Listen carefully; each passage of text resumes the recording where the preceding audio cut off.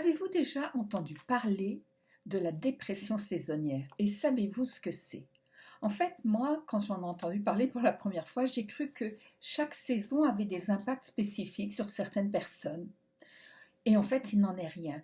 La dépression saisonnière, c'est un phénomène très spécifique, j'allais dire, parce que d'abord, ça ne concerne que les saisons d'automne et hiver et ça touche une petite partie de la population, mais de façon récurrente. Il faut que vous ayez pendant 2 ans des symptômes et que ça dure durant tout l'automne et l'hiver pour qu'on puisse commencer à parler de dépression saisonnière. Et c'est en lien avec, d'après les études, avec le manque de soleil et effectivement les jours qui raccourcissent. Alors, je me suis posé la question, parce qu'il y avait quelque chose qui me chiffonnait là-dedans, je trouvais ça un peu trop réducteur. Ben, les gens qui vivent dans le Grand Nord et qui, de novembre à février, n'ont absolument pas de soleil puisqu'ils vivent dans la nuit polaire, comment ils font? Parce qu'il devrait y avoir beaucoup de suicides chez eux, ou en tout cas de dépression d'après les statistiques. Et il n'en est rien, heureusement, d'ailleurs. Donc je me suis dit, d'accord, c'est un fait, les jours raccourcissent, il y a moins de lumière, mais il n'y a pas que ça.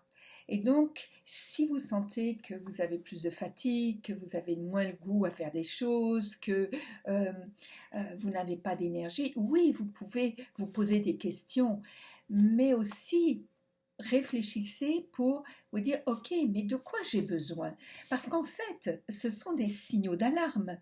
Ce n'est pas quelque chose qui devrait se perpétuer, qui devrait s'inscrire en vous, parce que ça n'était pas là avant, et je vous invite à ce que ça ne soit pas là après, tant qu'à faire. Donc, pour revenir à la dépression saisonnière, je pense qu'il est très important de penser à votre état d'esprit. Je suis frappée comment les gens systématiquement parlent du temps et en termes négatifs. Oh, il a plu. Oh, il va pleuvoir. Oh, il va y avoir une période d'orage. Oh, il va neiger. Oh, on va changer d'horaire. Je vous le signale, je vous le rappelle, en France, et ça va être ce week-end. Donc, mais on va gagner 1 heure. Donc voilà, petit rappel en passant. Mais cela dit, le fait de voir ça comme quelque chose de négatif, ça n'aide pas à le vivre. Bien sûr, c'est une réalité. Les températures baissent, les jours raccourcissent, il y a moins de lumière, il peut y avoir aussi des orages, des pluies, de la neige, du verglas, etc. en hiver. On est d'accord, c'est une réalité. Mais c'est ce que vous en faites qui fera la différence. Et je vous invite à utiliser 3 outils pour vous aider. Parce que ça peut vous permettre de traverser cette période de manière plus agréable, tout simplement. Parce que, voyez-vous, quand je vous disais que dans le Grand Nord, ils vivent dans la nuit pendant plusieurs semaines et mois consécutifs, la plupart des gens, ils ont encore des journées où il y a de la lumière. Et ça, c'est quand même un atout. Si vous vous comparez, souvent on se compare par la négative et c'est surtout pas une chose à faire, vraiment enlevez ça de vos habitudes de vous comparer par la négative, comparez-vous par le positif. À savoir, vous n'êtes pas dans un pays où la température est toujours la même et vous n'avez jamais de saison. La plupart du temps, au Canada comme en France, en Europe, puisque ce sont des personnes à qui je m'adresse en plus particulièrement, on a quand même des saisons, on a quand même des variations dans le temps, et même si on assiste à un réchauffement climatique avec tout ce que ça amène comme problème, parce que c'est vrai, ils sont là, eh bien, on peut encore vivre des jours sympas, même quand il y a de la pluie, des jours. Je me souviens d'une amie qui attendait ça avec impatience parce qu'elle savait qu'après elle pourrait aller aux champignons, parce qu'elle adore ça. Donc, vous voyez, il y a des moyens. Donc, vous comparez par la positive. Vous n'êtes pas dans le Grand Nord où c'est la nuit tout le temps. Vous n'êtes pas dans certaines régions arides de la planète où il y a trop de soleil, de la sécheresse à longueur d'année et où vous n'avez pas assez d'eau. L'autre point, c'est de relativiser. Parce que quand on pense, oui, on a une pluie, mais quand certaines régions croulent sous l'eau, ont des déluges, ont des inondations, perdent leur maison, perdent leurs biens, alors que nous, on subit une petite pluie. Je pense qu'il y a moyen de relativiser. Et si vous faites partie des malchanceux qui ont vécu ça, oui, c'est vrai, c'est compliqué, c'est difficile. J'ai eu une inondation, ça demande de retrousser ses manches, ça demande de nettoyer, ça demande de faire des démarches auprès des assurances. C'est vrai. Mais en même temps, ça m'a permis de me rendre compte que, tiens, il y avait telle chose qu'il fallait que je fasse pour protéger ma maison. Je m'en étais jamais rendu compte avant. Ah, bah tiens, je rangerai maintenant différemment parce que j'ai appris que s'il y avait de l'eau qui montait, il valait mieux faire telle ou telle chose, d'anticiper. Et aussi de voir qu'est-ce qu'il y avait comme démarche à faire pour améliorer, tout simplement. Parce qu'on sait bien qu'on n'a pas vraiment de contrôle sur la météo, mais on peut avoir des contrôles sur les conséquences. Et ça a été une très très bonne leçon.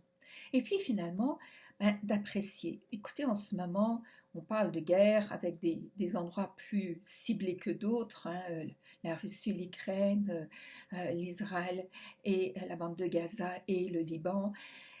Mais il y en a plus d'une centaine de conflits de par le monde, hein. On parle surtout de ces deux-là, mais il y en a un peu partout de par le monde. La plupart des personnes à qui je m'adresse vivent dans un pays en paix. Et pour ça, moi, je trouve que, ok, nos petits soucis quotidiens de mauvais temps, de pas de lumière, ça vaut la peine de les relativiser de temps en temps.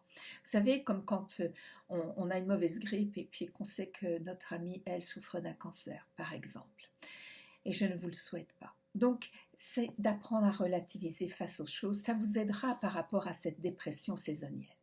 Et puis, apprenez à l'apprécier. Parce que, oui, les jours sont plus courts, mais il y a des superbes couleurs au moment de l'automne. Il y a des superbes odeurs. Vous savez, la terre mouillée, les feuilles, l'humus de la terre, ça sent bon.